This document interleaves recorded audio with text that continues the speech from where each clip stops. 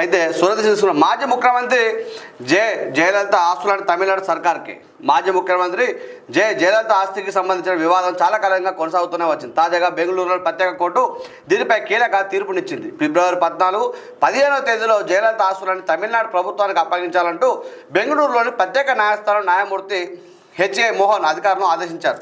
జయలలితకు చెందిన ఆస్తులను తమిళనాడు ప్రభుత్వం 10 ఏళ్ల క్రితమే స్వాధీనం చేసుకుంది. అయితే ఇక్కడ విషయం ఏంటంటే జయలలిత గారు చనిపోయిన తర్వాత శశికళ గారు అలాగే డిఎంకే మన పార్టీ తమిళనాడులో పార్టీ ఉంది, జయలలిత స్థాపించిన పార్టీ ఏదైతే ఉందో దాని విషయం లోపల ఆస్తులన్నీ ఎవరికి చెందుతాయని ఉండేది. అప్పుడు సంబంధించిన శశికళ గారు ఆస్తులన్నీ తనే స్వాధీనం చేసుకుంటే నాకు చెందుతాయని చెప్పి వారు కూడా మాట్లాడిన సందర్భం వార్తాకథనం రావడం జరిగింది. ఏది ఏమైనా కూడా అయితే ప్రత్యేక కోర్టు ఏమని చెప్పింది అంటే పూర్తిగా వారి ఆస్తులన్నీ కూడా జయలలిత ఆస్తులన్నీ కూడా సర్కార్కి అని చెప్పడం జరిగింది. దీన్ని బట్టి మీరు గమనించాల్సిన విషయం ఏంటంటే మీరు ఎంత సంపాదించుకున్నా ఏం చేసినా పోయేటప్పుడు తీసుకుపోయేదైతే ఏముండదు. అంటే ఇక్కడ ఆ వ్యక్తిని కించపరచట్లేదు, గమనించవచ్చు. మీరు ఇక్కడ విషయం ఏం చెప్తున్నా అంటే అన్ని కోట్ల ఆస్తులు అంత సంపాదించుకున్నా కూడా జయలలిత గారి ఆస్తులన్నీ కూడా ఈరోజు సర్కార్కే పోతా ఉన్నాయి తప్ప వారెంబడి పోలేదు, ఇంకెవరెంబడి కూడా ఈ ఆస్తులన్నీ అయితే పోలేదని మీరు గమనించారు మిత్రులారా. అంతే కదా? అంతే. వాస్తవానికి వారసులు ఎవరు లేరు కాబట్టి మీరు అన్నట్టు శశికళ గారు నాకే చెందుతాయి అంటే కొంతవరకు వారి మీద కూడా అభియోగాలు వచ్చినాయి. సరే ఏదేమైనా కూడా ఇక్కడ గమనించాల్సిన విషయం ఏంటంటే డబ్బులు ఎవరికి ఊరికే రావు, ఎవరికి కూడా వెంట కూడా రావని గమనించాలి మీరు. అయితే దేశ ప్రజల ఆకాంక్షలు నెరవేర్చేలా బడ్జెట్ సమావేశాలకు ప్రతిపక్షాలు సహకరించాలి. మీడియాతో ప్రధాని మోడీ ఆకాంక్ష అట. మోడీ గారు మాట్లాడుతూ పార్లమెంట్లో కేంద్ర ఆర్థిక మంత్రి నిర్మలా సీతారామన్ గారు ప్రవేశపెడుతున్న ఏదైతే బడ్జెట్ ఉందో ఆ బడ్జెట్కు సంబంధించిన విషయాలు ఏవైతే ఉన్నాయో దాన్ని పూర్తిగా కూడా దేశ ప్రజల ఆకాంక్షకు సంబంధించినట్టే చేస్తామని చెప్తా ఉన్నారు. కానీ ఇప్పటి 10 సంవత్సరాల గురించి కూడా దేశ ప్రజల ఆకాంక్షలకు అనుగుణంగా మేము చేస్తామని చెప్తున్నారు. కానీ ఈరోజు సగటు భారతీయుడు ఈరోజు కూడా ఆర్థిక వ్యవస్థ లోపల ఆర్థిక పరిస్థితి ఎదుర్కొన్నప్పుడు పూర్తిగా కిందికి దిగజారిపోయే కనబడతా ఉన్నాడు తప్ప ఈరోజు కూడా పైకి ఉండామని చెప్పి భరోసానిచ్చే పథకం కానీ భరోసానిచ్చే ఇక్కడ కనబడతలేదు. మేము అందుకే మాట్లాడుతూ ఉన్నాం, ఉచిత విద్య వైద్య కావాలని చెప్తా ఉన్నాం. ఎందుకోసం అంటే ఇక్కడ పూర్తిగా దేశ ప్రజలకు అనవసర పథకాలు ఇచ్చి అనవసరంగా ఇక్కడ మనం ముందుకు వేస్తున్నాం తప్ప దేశ ప్రజలను అభ్యున్నతికి తీసుకుపోవాలనే ఆలోచన అయితే లేదు. ఏదైతే ప్రపంచంలో కొన్ని సూచికలు ఏవైతే చెప్తా ఉన్నాయి ఏమని పూర్తిగా భారతదేశంలో కూడా పేదరికం అనేది పెరిగిపోతూ ఉందని చెప్పి ఇక్కడ చెప్పడం కూడా జరుగుతూ ఉంది. వికసిత భారత్ నిర్మాణమే ప్రభుత్వ లక్ష్యం. 3వ టర్మ్ 3 రెట్ల వేగంతో అభివృద్ధి. బడ్జెట్లో రైతులు, మహిళలు, పేదలు, యువతకు ప్రాధాన్యం. స్వయం సమృద్ధి, స్వయంపాలన దిశగా దేశం పురోగతి. 370 ఆర్టికల్ రద్దుతో కాశ్మీర్ ప్రశాంతత పరిస్థితులు. 25 కోట్ల మందిని దారిద్ర్యం నుంచి బయటకు తీసుకొచ్చాం. 3 కోట్ల మంది పేదలకు ఇల్లు నిర్మించబోతున్నాం. కృత్రిమ మేధో రంగంలో భారత్ AI మిషన్. ప్రయాగ్రాజ్ తొక్కిసలాట ఘటన విచారణకరం. పార్లమెంట్ ఉభయ సభలను ఉద్దేశించి రాష్ట్రపతి ముర్ము ప్రసంగం. ఏదైతే ఉందో ఇప్పుడు రాష్ట్రపతి గారు కానీ లేకపోతే గవర్నర్ గారు కానీ ఇప్పుడు రాష్ట్ర బడ్జెట్ ఉంటుంది. రాష్ట్ర బడ్జెట్ లోపల మొదటి రోజు ఈ గవర్నర్ గారి ప్రసంగం ఉంటుంది. అయితే దేశానికి వచ్చినప్పుడు రాష్ట్రపతి గారి ప్రసంగం ఉంటుంది.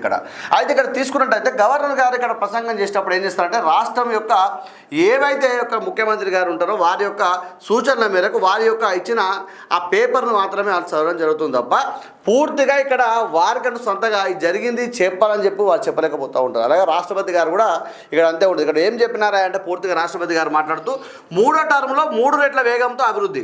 అంటే ఇది 3వసారి గెలిచింది కాబట్టి ఇంకా 3 రెట్లు అంటే ఒకసారి వెళ్తే 1వ రెట్టు, 2సారి అయితే డబల్, 3వసారి కాబట్టి 3 రెట్ల వేగంతో పోతా ఉంది బీజేపీ ప్రభుత్వం అని చెప్తా ఉన్నారు. బడ్జెట్లో రైతులు, మహిళలు, పేదలు, యువతకు ప్రాధాన్యం ఇస్తున్నామని చెప్తా ఉన్నారు.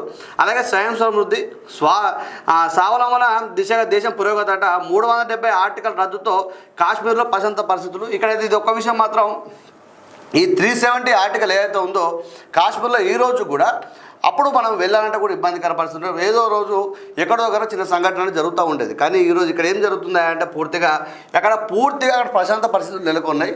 ఈరోజు ఆ భారతదేశం మొత్తం నుంచి ఎక్కడి నుంచి అయినా కాశ్మీర్కి వెళ్ళి తిరిగి వచ్చే పరిస్థితి ఇక్కడ కనబడుతూ ఉంది. ఈ విషయంలో మాత్రం బీజేపీ ప్రభుత్వానికి ధన్యవాదాలు అయితే మేము చెప్తా ఉన్నాం. అలాగే 25 కోట్ల మందికి దారిద్ర్యం నుంచి బయటకు తీసుకొచ్చామని చెప్తా ఉన్నారు. మన దేశ జనాభా ఎంత?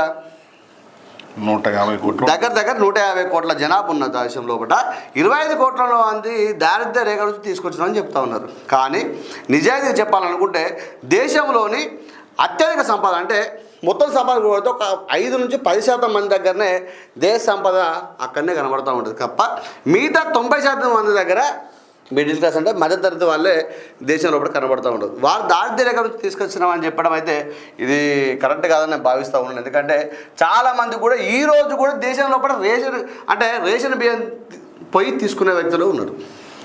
అంటే రేషన్ బియ్యం ఇస్తున్నామంటే దిగువ ఉన్నట్టే కదా, దిగ ఉన్నట్టే. మళ్ళీ రేషన్ బియ్యం ఎప్పుడు వస్తుంది, మళ్ళీ ఎప్పుడు స్టాక్ మెయింటైన్ అవుతుంది. ఏ ఒక్క నెల బియ్యం అందకపోయినా కొన్ని కుటుంబాలు పస్తున ఉండే రోజులు ఇంకా కూడా ఉన్నాయి కదా. అన్నప్పుడు ఇక్కడ రేషన్ బియ్యం వస్తుంది అంటే వాళ్ళు దారిద్ర్యరేఖన ఉన్నట్టే లెక్క.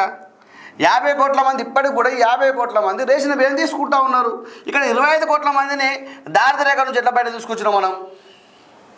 వాస్తవం నిజమే కదా. ఎక్కువ తీసుకుంటే 75 కోట్ల మంది కూడా తీసుకుంటారు వాస్తవానికి కూడా రేషన్ బియ్యం తీసుకుంటున్నారు ఇక్కడ వాస్తవం. అయితే ఇక్కడ ఇంకొకటి ఏంటంటే 3 కోట్ల మంది పేదలకు ఇల్లు నిర్మించబోతా ఉన్నామని చెప్తా ఉన్నారు. కృత్రిమ మేధ రంగంలో భారత ఏఐ మిషన్ ఏదైతుందో ఏఐ అనుకోండి ఇప్పుడు రావడం జరిగింది, ఆర్టిఫిషియల్ ఇంటెలిజెన్స్ అని రావడం జరిగింది కదా, పూర్తిగా మేధ రంగంలో ఉందని చెప్తున్నారు. అలాగే మొన్న ప్రయాగరాజ్ తొక్కిసినట్టు కూడా ఘటన విచారకరమని కూడా ఒక వార్త కథనం రావడం జరిగింది. ఇక్కడ